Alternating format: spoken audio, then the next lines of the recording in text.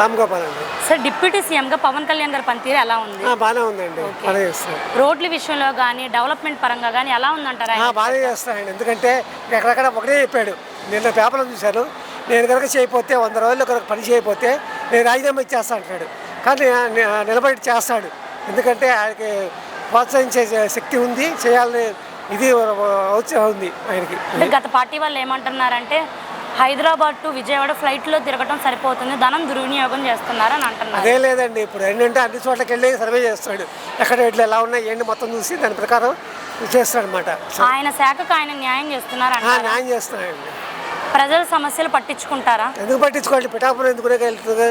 నెలకోసారి వెళ్ళి వాళ్ళ సమస్యకు పరిష్కరిస్తున్నాడు కదా. మాటలకే పరిమితమయ్యారు తప్పించి చేతల్లో ఏమీ లేదని అంటున్నారు. అదే లేదండి, ఒకటే చెప్పాడు పేపర్లో చూసి, నేను కనుక చెప్పేది నేను రాజీనామా ఇచ్చేస్తా అంటాడు. అంత గట్టిగా షూర్గా చెప్పాడు, చేస్తాడు. నమ్మకం ఉంది ప్రజల మీకు.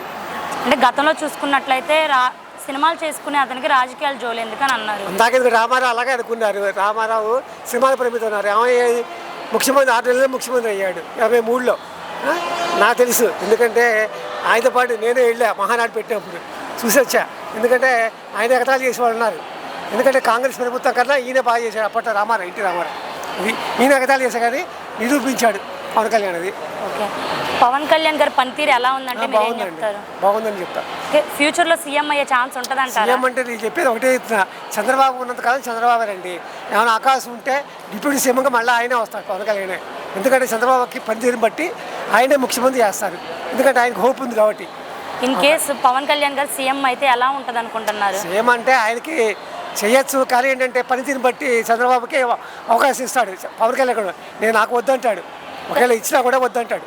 ఎందుకంటే ఆయన ప్రభుత్వం బాగుంది, ఆయన పరిపాలన నచ్చిందని చెప్పి అంటాడు ఆయన. ఒక్క మాటలో పవన్ కళ్యాణ్ గురించి చెప్పాలంటే మీరు ఏం చెప్తారు?